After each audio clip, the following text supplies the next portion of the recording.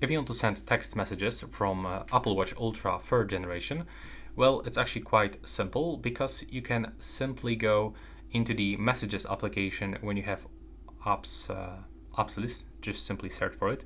It will be available as default. And right now we got 3 options to send messages.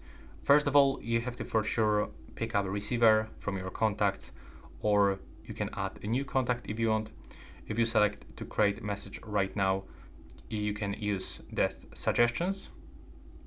And over here, when you click to create a message, you will be redirected to this screen, so we can use a keyboard.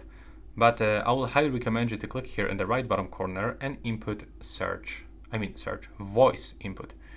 As you can see, it's gonna recognize everything that I'm gonna say right now, and it's really good, even though that I'm not a native English speaker. And now, if I want to send it, I have to click down.